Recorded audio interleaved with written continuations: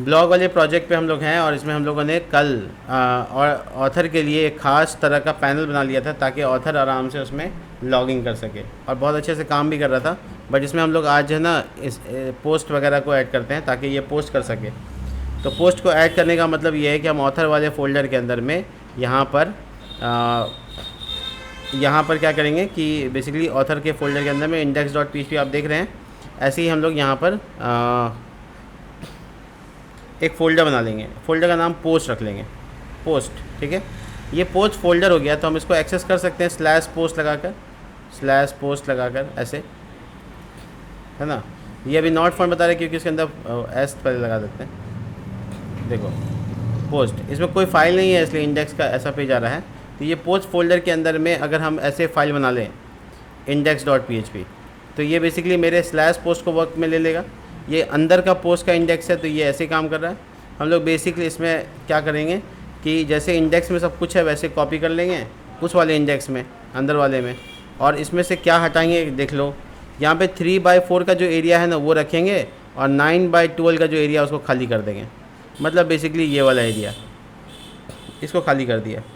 यहाँ पे एक इंडिंग टैग ज़्यादा डिलीट हो गया है। तो देखो इस पेज में देखो हमको कुछ एरर्स आ रहे हैं लिंक्स के। तो लिंक्स एक्चुअल में क्या हुआ कि डॉट और पीछे चला गया तो ये वाला लिंक सॉल्व हुआ। और ये देखो रीडायरेक्ट वाला केस जो है और भी पीछे जाएगा डॉट यानी एक और स्टेप पीछे जाएगा। और यहाँ देखो इंक्लूड वाला फ़ोल्डर भी डॉट में जाएगा, डॉट एक लेवल और पीछे। तो बेसिकली हम अंदर गए तो हम एक लेवल और पीछे लेकर आ गए। तो मेरा ये पेज है जहाँ पर हम लोग पोस्ट को देखेंगे, अपने सारे पोस्ट को देखेंगे। तो इसके लिए हम यहाँ पे बनाते हैं एक छोटा सा फ्लिक्स -call नहीं छोड़ो फ्लिक्स, और इसमें लिखते हैं S2 और लिखते हैं मैनेज पोस्ट। और जो नंबर ऑफ़ पोस्ट होगा वो यहाँ दिखेगा। उसके जस्ट सामने एक बटन बनाएंगे और लिखेंगे इसमें BG-green -700 text -white PX3 PY2। ठीक है, और इसके अंदर में यहाँ पर लिख देंगे बीच में हम लोग न्यू पोस्ट, ये SVG कोड के साथ। ये प्लस का साइन है और SVG कोड और कुछ नहीं है। तो ये एक दूसरे के बगल में आएगा, इसके लिए हम लोग फ्लिक्स लगा देते हैं। थोड़ा गैप होगा तो वो लगा देते हैं। ठीक है, अब ये जो फ्लिक्स है इसका पेरेंट वाला, इसमें लिखेंगे जस्टिफाई बिटवीन ताकि ये उस कोने में चला जाए, और आइटम सेंटर ये ताकि वो अलाइनमेंट में सेंटर हो जाए। और जो मैनेज पोस्ट लिखा हुआ उसका थोड़ा सा टेक्स्ट साइज़ बड़ा करेंगे, फॉन्ट सेमी बोल्ड। ठीक है, और इसके जस्ट नीचे यहाँ पे टेबल बनाएंगे ताकि हमारा इस ऑथर का जितना पोस्ट होगा वो सब दिखेगा, और इस ऑथर का किसी और का नहीं। तो ये वाला जगह यानी यहाँ से मैं कमेंट लिखता हूँ ऑल पोस्ट टेबल। ठीक है ना, फ़िल्टर बाय लॉगिन ऑथर, जो ऑथर लॉगिन है उसके हिसाब से फ़िल्टर भी करना है क्योंकि बहुत सारा पोस्ट होगा उस ऑथर का।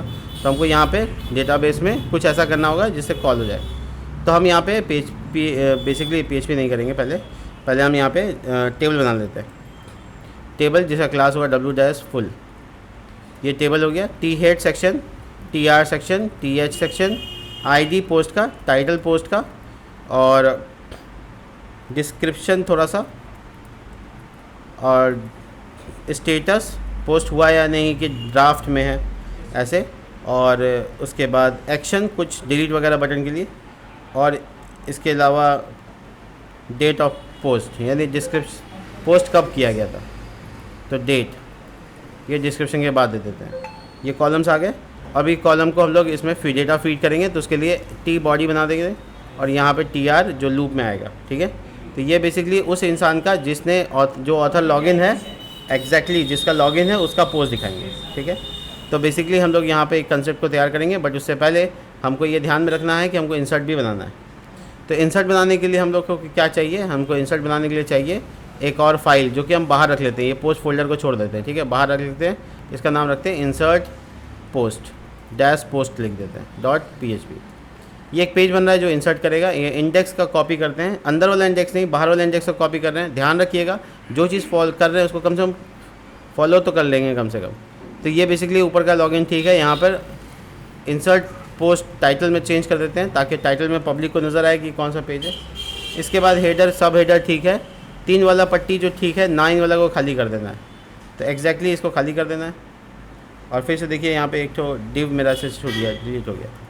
ये है मेरा वो जगह जहाँ पे हमको इंसर्ट का फॉर्म बनाना है। तो इसको लिंक करना पड़ेगा इससे, इस क्लिक को लिंक करते हैं। तो बेसिकली हम यहाँ आते हैं, यहाँ पे मेरा वो बना हुआ है, ठीक है, इस तरीके का कंसेप्ट। तो हम लोग इसमें लिंक लगाएंगे // यानी पीछे आकर इंसर्ट पोस्ट .php। तो वो बेसिकली क्लिक करने पर उस पेज में जा सकते हैं जो इंसर्ट का पेज है, राइट। आगे अब हम यहाँ पे फॉर्म बनाएंगे ताकि वो फॉर्म से सबमिट कर सके। तो फॉर्म बनाने से पहले हम लोग को लगभग ये फ्लिक्स चाहिए होगा। ये जो फ्लिक्स आप देख सकते हैं, इंसर्ट पोस्ट, सॉरी, इसके अंदर में यहाँ पर देखिए ये H2 और ये A टैग। तो ये वाला हमको कॉपी कर लेते हैं, आराम से कॉपी कर सकते हैं। चलिए छोड़िए, आपको आसानी के लिए हम कॉपी नहीं, अपना खुद से बना लेते हैं। फ्लिक्स और जस्टिफाई बिटवीन आइटम सेंटर, इसके अंदर है H2 और लिखेंगे इंसर्ट पोस्ट या न्यू पोस्ट। ये ऑप्शन दे दिया। एक बैक आने के लिए एक बटन होना चाहिए, तो गो बैक के लिए जस्ट बटन दे देते हैं। ए टैग BG-ब्लैक या स्लेटी कलर यूज़ कर सकते हो आराम से। Text colour white, PX3 PY2, ठीक है। राउंडेड, ये सब क्लासेस होंगे राउंडेड, और होवर करने पर BG-स्लेटी 700, सब कुछ ऐड हो गया। राउंडेड, स्पेलिंग गलत हो गया इसमें लिखा रहेगा गो बैक, यानी वापस पीछे आने के लिए। और ये लिंक होगा post/index में, वहाँ जाना है। पोस्ट फोल्डर का नाम, इंडेक्स उसका फाइल का नाम। तो हम लोग इस कंसेप्ट में यहाँ गो बैक बटन बना लिया। देखिए ये क्लिक करने पे उस पेज में आ गए, वापस क्लिक करें तो वहाँ जा रहे हैं। लेकिन ये अच्छे से जस्टिफाई बिटवीन नहीं लगाना हमको, ठीक है। वजह बताते हैं, हम दोनों साथ में रखना चाहते हैं, थोड़ा सा गैप। और ये जो इंसर्ट दिखा हुआ है इसका अच्छा से साइज़ वगैरह 2XL, font dash semi bold, इस तरीके से अच्छा दिखना चाहिए बस, ठीक है। देखिए गो बैक और इंसर्ट पोस्ट, इसके जस्ट नीचे हमको फॉर्म बनाना है। तो हम शुरू करते हैं एक बॉर्डर के साथ, और बॉर्डर के अंदर में एक फॉर्म टैग, जिसका मेथड, गलती एकदम नहीं होना चाहिए। मेथड जो आप लिख रहे हैं ना, जो चीज़ लिख रहे हैं उसका पीछे का बैक, ये मेथड जो है, उसके बाद आप लिख लीजिए, उसको देख लीजिए कि हाँ सही लिखा हुआ कि नहीं लिखा हुआ, तब आगे बढ़िए। इसके बाद आप आगे आइए और यहाँ पे ग्रीडिंग सिस्टम का इस्तेमाल कर सकते हैं। तो ग्रीड सिस्टम के लिए ग्रीड लगाते हैं, ग्रीड-कॉल-2, 2 ग्रीड का कॉल्स-2, 2 ग्रीड का। ये बेसिकली हम इस्तेमाल करेंगे फॉर्म स्ट्रक्चर। तो मार्जिन बॉटम यूज़ करते हैं, मार्जिन बॉटम। लेबल लगाते हैं, लेबल टैग है, लेबल, और इसका टेक्स्ट कलर जो रखना चाहते हो वो रख सकते हो, अलग से उस पर काम कर सकते हो। टेक्स्ट-SM, ऐसा मतलब स्मॉल साइज़ रखना चाहते हैं, ऐसे लेबल का भी तुम CSS कर सकते हो, जो अब तक लोग नहीं करते। टाइटल हो गया। इसके बाद हम लोग इसका इनपुट बनाते हैं, उसमें बॉर्डर W-full, PX3 PY2 कम से कम, और राउंडेड। और ये यहाँ पे टेक्स्ट नेम, और यहाँ पे टाइटल जो नाम है। ये देखो यहाँ पे कॉलम बना, आधा के लिए जगह है। तो ये ग्रीड 2 दिखने की वजह है। और ये जो बॉर्डर दिख रहा है यहाँ पे थोड़ा पेडिंग डालते हैं चारों तरफ से 4, इससे थोड़ा चिपक के आएगा इधर से। देखिए अगर उसका बॉर्डर का कलर थोड़ा सा और डार्क करना चाहते हो तो border-स्लेटी-400 कर दो, ताकि वो उभर के आ जाए आगे, ठीक है। और ये सब जो है ना, यहाँ पे बॉर्डर जो लिखे हो इसका भी थोड़ा सा ऊपर कर दो, स्लेटी-300, ठीक है, ज़्यादा नहीं है, थोड़ा सा किए। तो ये हो गया मेरा बॉक्स, जिसमें हम आराम से सारा कॉलम बनाएंगे। टाइटल चाहिए, और क्या चाहिए होता है, बोलिए जल्दी। पोस्ट के कॉलम का नाम देखिए, टाइटल स्लग तो हम बना लेंगे, जनरेट कर लेंगे। कैटेगरी चाहिए, डिस्क्रिप्शन चाहिए, ऑथर आईडी तो हम लॉगिन किए हुए बंदे से निकाल लेंगे। कंटेंट चाहिए, और इसके बाद स्टेटस चेक करना है, और ये फीचर इमेजेस, ये सारी चीज़ें। तो चलिए सब फटाफट करते हैं। तो ये टाइटल के बाद हमको कैटेगरी की ज़रूरत है, ठीक है। तो ये इसका नाम होगा कैटेगरी, और ये पब्लिक को भी लिखा हुआ रहेगा कैटेगरी, बट ये कॉलिंग होगा एक्चुअली सिलेक्ट ऑल में, सिलेक्ट टैग में, ठीक है। और इसका टाइप है टेक्स्ट हटा देंगे, क्योंकि सिलेक्ट में टाइप काम नहीं करता, बाकी एज इट इज़ रहेगा। और सिलेक्ट टैग को यहाँ बंद कर देंगे, और एक ऑप्शन टैग लगाएंगे यहाँ पे, ऑप्शन, और लिखेंगे यहाँ पे सिलेक्ट कैटेगरी, इससे पब्लिक को ड्रॉप डाउन मेन्यू जैसा वाला आ जाएगा। इसके बाद क्या है कि उसमें डेटा डाल देना है ताकि हम लोग कॉल कर सकें। तो बेसिकली कॉलिंग के लिए फंक्शन बना हुआ है, तो इतना मेहनत करने की ज़रूरत नहीं है, दिखा ना। तो उसका नाम है कॉल डेटा। कैटेगरी टेबल का नाम है, कॉलिंग डेटा हुआ, फॉर ईच लूप चला और ऑप्शन में मेरा सारा डेटा यहाँ पे आ गया। बट यहाँ पे इस तरह से नहीं डाल सकते हैं, तो हम इसमें यहाँ पे बीच में लाने के लिए हमको क्या करना होगा, एक वेरिएबल बनाना पड़ेगा यहाँ पे $cat ID, कैटेगरी आईडी चाहिए तो कैटेगरी बड़ी bracket cat ID, I think यही नाम है।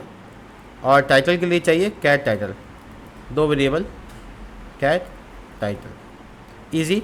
और यहाँ पे हमको कैटेगरी आईडी पे भेजना है और पब्लिक को क्या दिखाना है, तो category title $cat title, that's it.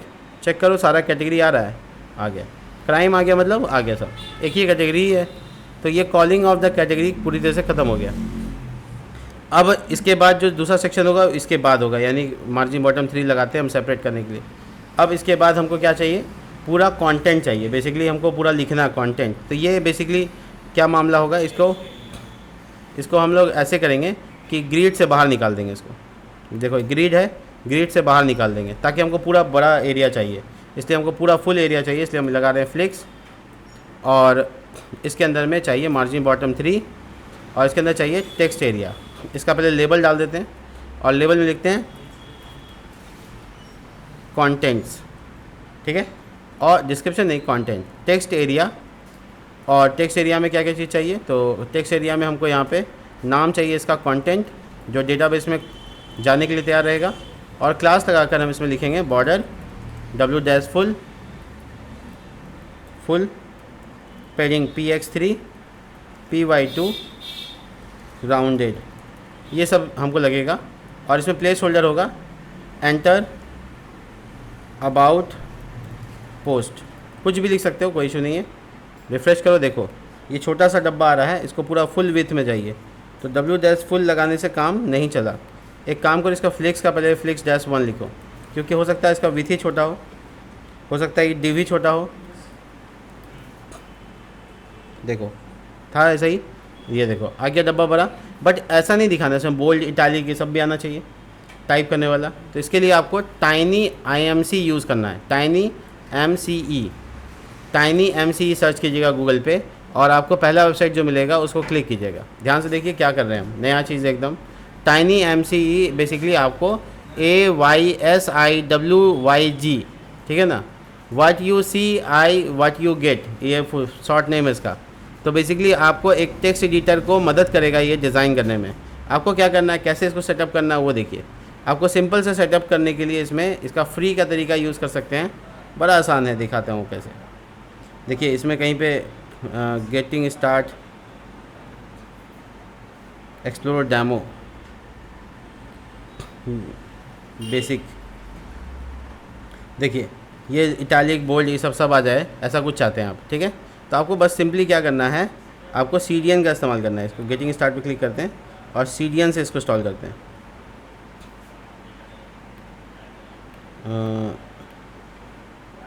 ठीक है, इंस्टॉलेशन, इसमें CDN मेथड यूज़ करना है, जावास्क्रिप्ट, ज़ेंगो, HTML, क्लाउड, हाँ यही क्लाउड।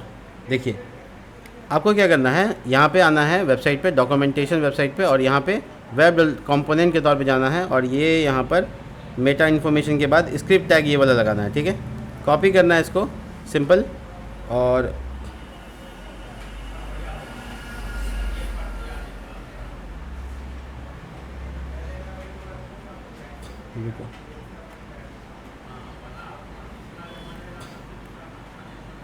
रुको देख लेते हैं। तो टाइनी MC लगाने का तरीका देख रहे हैं, ठीक है। हमको स्क्रिप्ट टैग लगाना है, नीचे लगा सकते हैं हम आराम से, बॉडी टैग से पहले, ठीक है। इसको कॉपी पेस्ट कर लीजिएगा, JS फाइल है।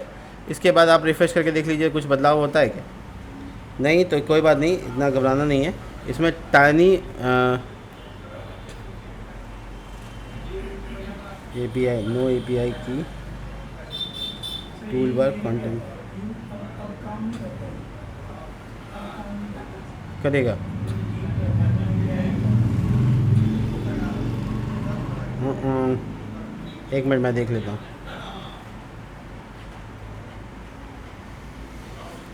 हाँ, टाइनी, TINY, टाइनी, MCECDN, ऐसे गूगल सर्च करते हैं। सही स्टेप हम देख लेते हैं, काफ़ी दिन हो गया हमको भी यूज़ किए हुए, तो इसके कुछ अपडेट्स हो सकते हैं, मैं मानता हूँ अपडेट्स हो सकते हैं। टाइनी MC ये वाला हो गया, ठीक है। यूजिंग द क्लाउड, और ये कह रहा है कि आपको क्लाउड वाला डालना है। अच्छा, ये क्लाउड तरीका है, गेट API फ्री API। चलिए यहाँ पे क्लिक करते हैं, गेट फ्री API की पे लॉगिन कर लेते हैं, देखते हैं कि की तो मिल ही जाएगा। API की लेने के लिए गूगल का लॉगिन कर लेते हैं यहाँ से। टाइनी MC हमको चाहिए, इसलिए हमको इतना सारा मेहनत करना है। वो क्या बोल्ड इटालिक की सब ऑप्शन दे देगा हमको।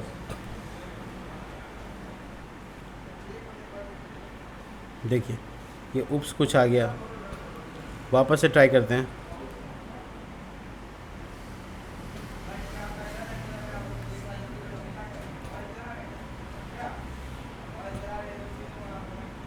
बहुत लंबा सा कुछ है, टाइनी। वापस से क्लिक करते हैं, लॉगिन हो गया होगा तो मिल जाएगा हमको लॉगिन, बट लॉगिन हुआ नहीं। गूगल साइन इन काम नहीं किया, एक बार दोबारा ट्राई कर रहे हैं। हाँ, ये हो गया इस बार। तो ये हमसे कुछ सवाल पूछ रहा है, फर्स्ट नेम लास्ट नेम ये सब पूछ रहा है, दे देते हैं, कोई इशू नहीं है। शादिक हुसैन, और यहाँ पे CMS के लिए चाहिए, और स्टार्ट फ्री, ठीक है। हाँ, ये हमको दे दिया, ठीक है। अब मुझे क्या करना है, ये लॉगिन करने का सब कुछ मिल गया हमको, तो अब मुझे क्या करना है, ये लिंक को कॉपी करना है। देखो ये स्क्रिप्ट टैग है, ये हमको लिंक को कॉपी करना है, या पूरा कॉपी बटन पे क्लिक कर लेना है। कुछ नहीं करना एक्स्ट्रा आपके पास, मतलब आपको कोड में ऐसा कुछ नहीं है कि आपको लिखना है, करना है, ऐसा कुछ नहीं। आपको बस क्या करना है, नीचे जाके इसको पेस्ट कर देना है। आप भूल जाइए इसमें क्या लिखा हुआ नहीं लिखा हुआ, उसको कोई ज़रूरत नहीं है। इसके बाद अपना वेबसाइट को चेक कीजिए, वेट कीजिए लोड होने का, प्रॉपर लोड होने का, और फिर कंटेंट आपका ऐसा हो गया। अब आप यहाँ जब पोस्ट लिखेंगे ना अपना, तो आप बोल्ड कर सकते हैं उसको, इटैलिक कर सकते हैं उसको, यानी मच मोर चीज़ें जो आप एक चीज़ करना चाहते हैं कंटेंट लिखने के टाइम में, इटैलिक, फॉन्ट साइज बढ़ाना, ये सारा ऑप्शन आपको टाइनी की तरफ से मिला है। टाइनी IMC में आपको क्या करना है, मैं रिपीट कर रहा हूँ, टाइनी IMC में क्या करना है, टाइनी IMC सर्च करना है। वापस से रिपीट कर रहे हैं हम आपको, टाइनी IMC सर्च करना है, क्लिक करना है। उसके बाद आपको यहाँ पे स्टार्ट फॉर फ्री पे क्लिक करना है। स्टार्ट फॉर फ्री पे क्लिक करने के बाद आपका गूगल लॉगिन होगा, जीमेल लॉगिन कर सकते हैं। मेरा लॉगिन हो गया था, माई अकाउंट मिलेगा, उसके फर्स्ट पेज पे ही आपको मिलेगा एक छोटा सा कोड, कॉपी करना है और उसको बॉडी टैग के नीचे, बॉडी टैग ख़त्म होने से पहले डाल देना है। जिसके बाद आपका पूरा उस पेज में जो टेक्स्ट एडिटर, बेसिकली जो भी ऑप्शन होगा टेक्स्ट एरिया वाला, यानी ये टेक्स्ट एरिया, उसको वो कन्वर्ट कर देगा अपने आप। यानी ये बिल्कुल टारगेट किसको कर रहा है, देखो सेलेक्टर कौन है, टेक्स्ट एरिया को टारगेट करता है, तो उसके साथ वो चेंजेस कर देगा। आपको वेबसाइट देखने में बहुत ही सुंदर लगेगा, आप उसको देख सकते हैं यहाँ पे। बट यहाँ पे ये दोबारा क्यों दिखा रहा है, ये सोचना है। एक मिनट, मेरा टेक्स्ट एरिया 2 बार तो नहीं है, रिपीट नहीं होना चाहिए था। मैं बैक आता हूँ, वापस से क्लिक करता हूँ, नीचे भी आ रहा है। ओ देखो, ये टेक्स्ट एडिटर यहाँ पे भी लिखा हुआ था गलती से, इसको हटा देना है। मतलब कॉपी पेस्ट जब करेंगे ना, तो इसमें टेक्स्ट एरिया एक तो आएगा, उसको आपको हटा देना है, इसलिए वो 2 बार आ रहा था। हो गया। तो आपका ये जो पेज है ना, ये काफ़ी अब बेहतर हो गया, इसका जूमिंग हो गया था। ये देखो कितना अच्छा दिख रहा है। तो इसकी वजह से हम इसमें बहुत सारे इमेज सब डाल सकते हैं, सारा ऑप्शन मिलता है। लेकिन ऐसे डेटा को स्टोर करने के लिए, इस टाइप के डेटा को स्टोर करने के लिए डेटाबेस में आपका डेटा टाइप चेंज होना चाहिए, क्योंकि बहुत ह्यूज अमाउंट में डेटा आने वाला है, तो आपको ना थोड़ा सा काम करने में दिक्कत होगा। तो मेरा रिकमेंड ये है कि बहुत लार्ज अमाउंट ऑफ डेटा उसको बाइनरी में कन्वर्ट कर दो। उस तरह का डेटा को हम लोग कहते हैं डेटाबेस में ब्लॉब, BLOB, ब्लॉब। तो उसको ना कन्वर्ट कर देना है, वर्चर या टेक्स्ट होगा उससे ब्लॉब में। कैसे करेंगे, देखो ब्लॉग में जाएंगे और ब्लॉग में पोस्ट टेबल में जाओगे, ये पोस्ट में चले गए, और इसका जो डेटा टाइप होना चाहिए, यानी कि कंटेंट का, इसका जो ना डेटा टाइप में वर्चर या टेक्स्ट होगा, उसको ब्लॉब कर देना। देखो टेक्स्ट लिखा हुआ है, टेक्स्ट इनफ नहीं होगा क्योंकि इसमें बहुत कुछ कचरा की तरह भर के आएगा। हाँ, तो इसको क्या कर देना, बाइनरी में कर देना, यानी ब्लॉब। सर्च कीजिए डेटा टाइप ब्लॉब, देखो BLOB, ये बाइनरी फाइल बनाएगा, ठीक है। ये आपको यहाँ पे एडिटिंग करने पे दिखेगा भी नहीं, बाइनरी फाइल बनाएगा। अब आपके लिए ये टेक्स्ट के लिए तैयार है हम। अब हमको क्या चाहिए डेटा इंसर्ट करने के लिए? टाइटल हो गया, स्लग हो गया, कैटेगरी हो गया, डिस्क्रिप्शन। डिस्क्रिप्शन क्या होता है? 2 कॉलम कैसे हो गया? एक होना चाहिए डिस्क्रिप्शन या कंटेंट। तो डिस्क्रिप्शन हटा देते हैं हम, ठीक है, ड्रॉप कर देते हैं इसको, डिस्क्रिप्शन की ज़रूरत नहीं है एक्चुअली। और उसके बाद कंटेंट हो गया, ऑथर आईडी और कैटेगरी आईडी तो वहाँ से मिल जाएगा। स्टेटस बाय डिफ़ॉल्ट इसमें जाएगा ड्राफ्ट में, है ना। और इसमें हाँ लास्ट रह गया इमेज।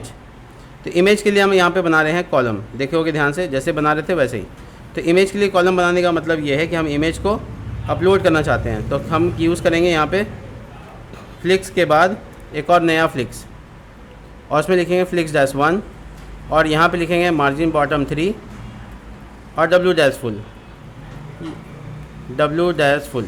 विथ 100%। लेबल डालेंगे और लिखेंगे फीचर इमेज, ठीक है। और फीचर इमेज डालने के लिए हम इनपुट टाइप यूज़ करेंगे फाइल, नाम रखेंगे फीचर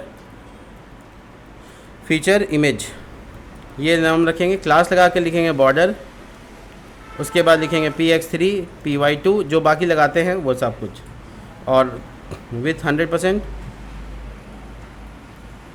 W-फुल, और ऐसे ही कुछ, ठीक है, काफ़ी रहेगा। मैं रिफ्रेश करके दिखाता हूँ आपको, यहाँ पे इसमें ऐड हो गया होगा, देखिए नीचे फीचर इमेज डालने के लिए ऐड हो गया। तो ये पूरा का पूरा फॉर्म का पेज तैयार हो गया। अब इसमें सबमिट कराना है, बट ध्यान रहे इसमें इमेज भी है।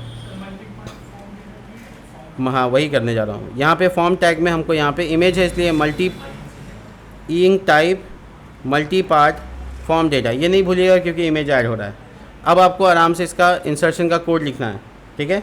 और साथ ही साथ आपको पोस्ट भी का जो इमेज है वो यहाँ स्टोर भी कराना है, ठीक है। इसके अंदर एक फ़ोल्डर बना लीजिए, इमेजेस के अंदर में एक फ़ोल्डर बना लीजिए पोस्ट के लिए अलग। तो पोस्ट के अंदर सारा इमेज पोस्ट का आएगा, ठीक है। कैसे करेंगे? ये फॉर्म टैग ख़त्म करने से पहले हमको यहाँ सबमिट बटन चाहिए, तो हम यहाँ पे डालेंगे इनपुट टाइप जिसका BG-टिल कलर होगा। होवर करने पर BG-टिल 900 हो जाएगा, px3 होगा, py2 होगा और W-फुल होगा ना। इनपुट टाइप सबमिट होगा, नाम क्या होगा?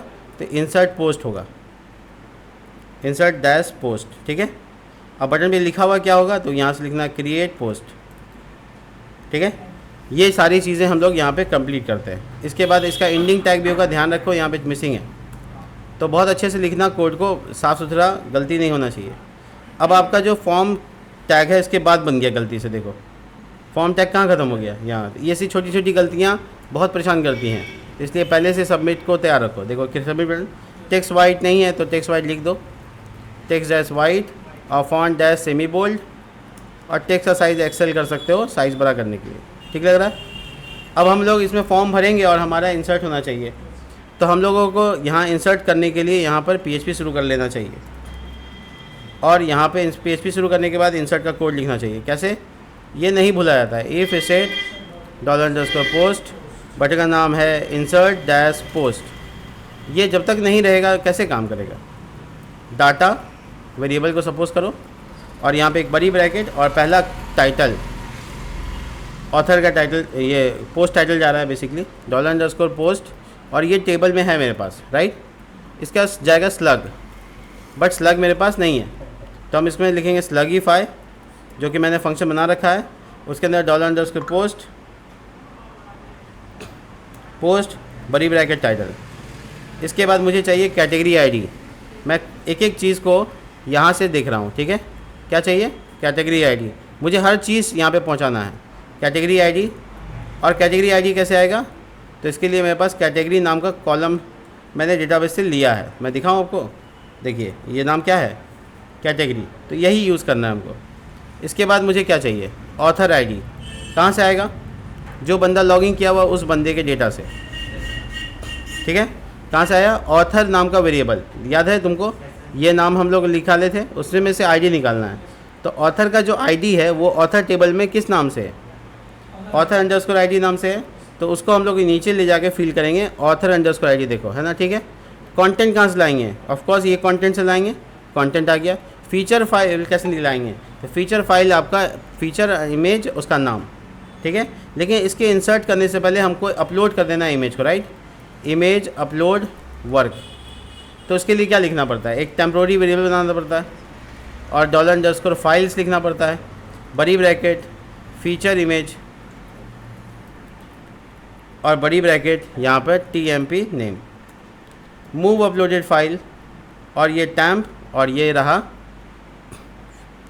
मेरा कहाँ जाना पड़ेगा हमको, बहुत पीछे जाना पड़ेगा, // उसके बाद आएगा इमेजेस। एक बार देखो पाथ को अच्छे समझ लो। अभी हम लोग कहाँ पे हैं, यहाँ पे, इसके पीछे आ गए मतलब ऑथर से बाहर आ गया, इमेजेस, ठीक है, इमेजेस / पोस्ट उसके अंदर में, और यहाँ पे आएगा मेरा इमेज का नाम। तो जैसे ये इमेज का नाम यहाँ पे वेरिएबल के तौर पे रखा हुआ है, यहाँ पे हम इस किसी वेरिएबल नाम में स्टोर कर लेते हैं, img नेम नाम से स्टोर कर लिया इसको। तो यहाँ पे सीधा डाल सकते हैं $img_ नेम, दैट्स इट। ये मूव अपलोडेड फाइल का काम ख़त्म हो गया। अब यही img नेम को यहाँ डाल दो, काहे दोबारा इतना लंबा लिखोगे, $image नेम हो गया। तो ये इमेज का अपलोडिंग का काम हो गया और ये डेटा का काम हो गया। सेमीकोलन लगाएंगे और क्या रह गया, पोस्ट के बाद बाय डिफ़ॉल्ट वैल्यू जाता है स्टेटस में ड्राफ्ट, देखो बाय डिफ़ॉल्ट वैल्यू इसमें ड्राफ्ट जाता है, मैं दिखाता हूँ पोस्ट में। ये टाइनी का जितना काम था वो सब हटाओ, इस सब का काम ख़त्म हो गया।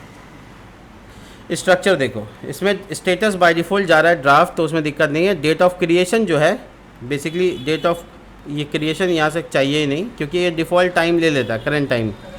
डेट ऑफ पब्लिश नहीं लेता, वो जब पब्लिश करेंगे तब हम लोग उसको डाल देंगे, और इमेज तो जा ही रहा है। तो यहाँ पे सब कुछ हो गया, सारा चीज़ पूरा हो गया। जब ये डेटा का आप वेरिएबल पूरा कर लिए हैं, तो आप लगाइए इफ़ इंसर्ट डेटा, और यहाँ पे लिखना है blog _ post, और ये $data जो कि इंसर्ट कराना है। अगर ऐसा इंसर्ट हो जाता है तो रीडायरेक्ट करवा लेते हैं, कहाँ, तो post/index.php में, याद है ना, पोस्ट फोल्डर का नाम। और अगर ऐसा नहीं होता है तो मैसेज करवा लेते हैं कि समथिंग वेंट रॉन्ग, क्यों बताएं क्या गलती है, इतना काफ़ी रहेगा, ठीक है। तो ये बेसिकली मेरा इंसर्ट के लिए तैयार है। चेक कर लेते हैं इंसर्ट हो पाएगा कि नहीं हो पाएगा।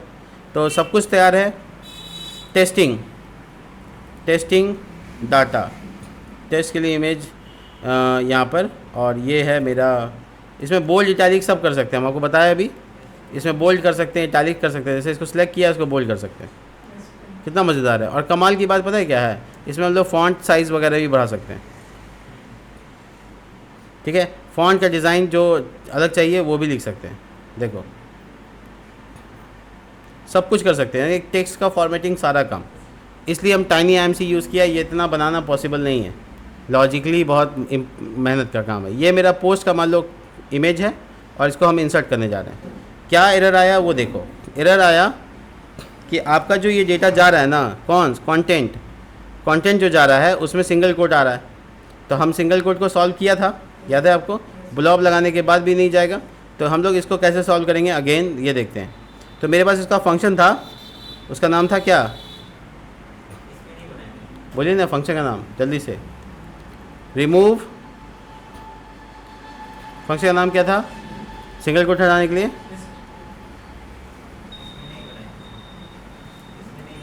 अरे नाम पूछ रहे हैं तो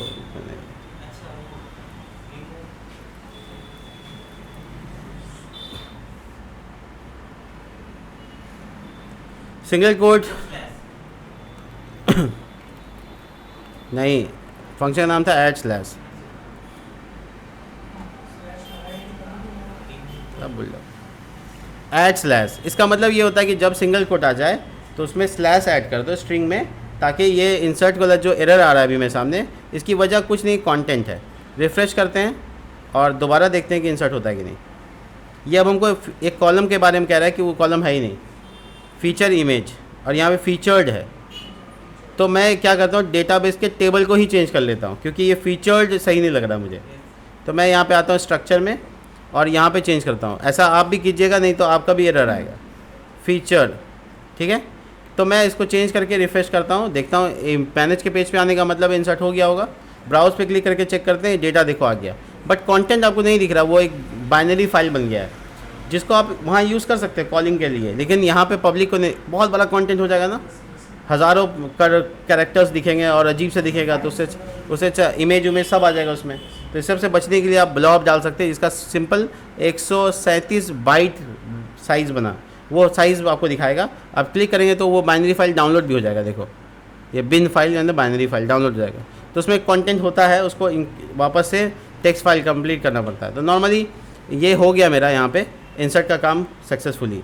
अब हम इसको कॉल कर रहे थे, कॉल कहाँ करना था, ऑथर के अंदर, पोस्ट के अंदर कॉल यहाँ पे। तो यहाँ पे कॉल करना है, टेबल के फॉर्मेट में कॉल करना है, तो आप वैसे कॉल कर सकते हैं।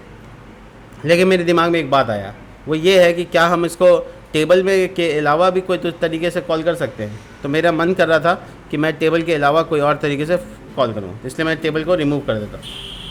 या छोड़ो, आज के लिए, आज तो हम इससे कॉल कर लेते हैं, कल चेंज कर लेंगे, ठीक है। तो PHP और यहाँ पे कॉलिंग पोस्ट एक वेरिएबल मान लिया, और कॉलिंग डेटा नाम का मेरा फंक्शन है, और इसमें लिखेंगे ब्लॉग पोस्ट, जो मुझे सारा डेटा कॉल करेगा। लेकिन मुझे यहाँ कंडीशन भी चाहिए, तो अभी तो क्या हो रहा है, सारा डेटा कॉल हो जाएगा, हमको इस ऑथर का सिर्फ चाहिए।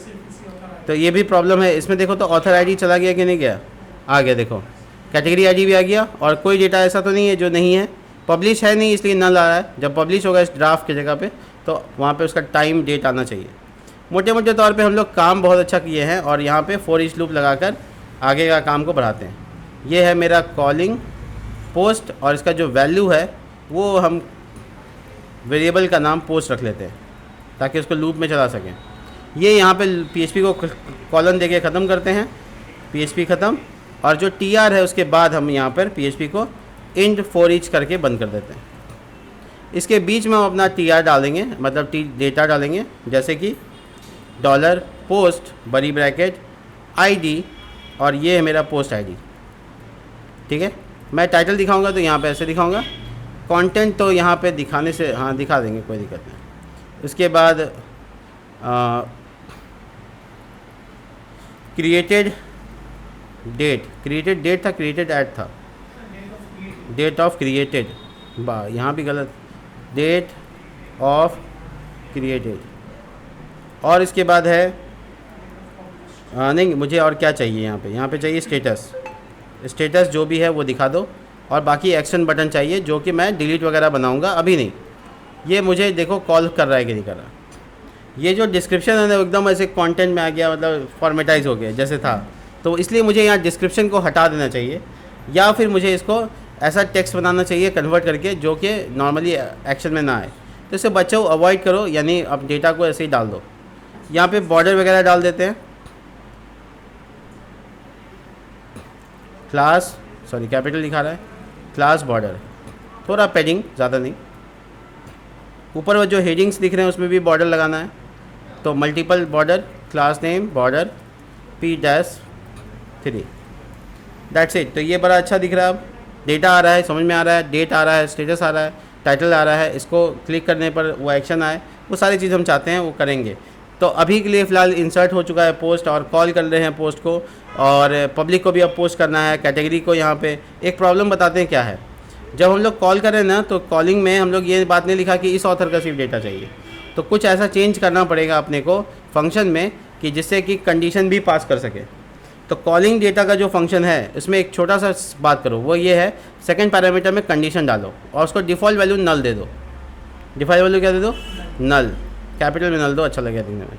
अब मैं यहाँ पे एक कंडीशन डाल देता हूँ, इफ़ अगर कंडीशन में COND में अगर नल है, तो फिर जैसे था वैसे काम करे SQL क्वेरी, यानी ये इफ़ में चला गया। अगर नल नहीं है तो फिर SQL क्वेरी में थोड़ा मॉडिफिकेशन करते हैं, कंडीशन भी ऐड करते हैं। हो गया लॉजिक सेम। तो मुझे पुराना जितना भी कोड में जहाँ लिखे हैं कोई एरर नहीं आएगा, और इसमें हम एडवांसली ऐड कर सकते हैं। कैसे ऐड करेंगे, जब हम यहाँ पे आएंगे तो यहाँ सेकंड पैरामीटर भी पास कर सकते हैं, दैट इज़ कॉल्ड कंडीशन। वो ऊपर दिखा भी रहा है, condition is equal to null, है ना, जो मैंने डाला था। तो यहाँ पे बेसिकली मैं लिखूँगा ऑथर आईडी जिसका वो सब पोस्ट बुलाओ जिसका ऑथर आईडी, देखो ऑथर आईडी, और ऑथर आईडी को हमको यहाँ पे वेरिएबल में स्टोर कर लेना चाहिए, जो मेरे ऑथर वेरिएबल में है, ऑथर वेरिएबल बड़ी ब्रैकेट ऑथर आईडी। हो गया। तो ऑथर आईडी जिसका बराबर हो ऑथर आईडी के, ये देखो तो अब वही पोस्ट आएगा जो मेरा है, मतलब मैं अगर दूसरा ऑथर कोई लॉगिन करेगा, ये लॉग आउट यहाँ पे काम नहीं कर रहा है, ये ऑथर के पेज से रीडायरेक्ट, अच्छा मैंने लगाया नहीं था सही से, गड़बड़ है, चलो ठीक है। तो ये बेसिकली है ना, हम लॉगिन कराते हैं हम नया ऑथर को, ठीक है। नया ऑथर का मतलब है यहाँ पे रिया नाम की कोई नया ऑथर है, riya@gmail.com मान लो, पासवर्ड मान लो एकदम वही जो हमेशा के लिए होता है, आप समझ रहे हैं हम क्या कह रहे हैं। लॉगिन करते हैं, और ये लॉगिन करने के बाद रिया का अगर तुम पोस्ट देखोगे, ये /पोस्ट लगाना पड़ेगा, इसलिए कोई लिंक हम तैयार नहीं किया अभी तक। तो देखो इसमें नहीं डेटा है, क्यों? क्योंकि वो उसका डेटा था तो उसको दिख रहा है, और इसका डेटा इसको दिखेगा, तो ऐसे करके हम लोग इसको फ़िल्टर कर सकते हैं। मिलते हैं नेक्स्ट वीडियो में, तब तक के लिए बाय।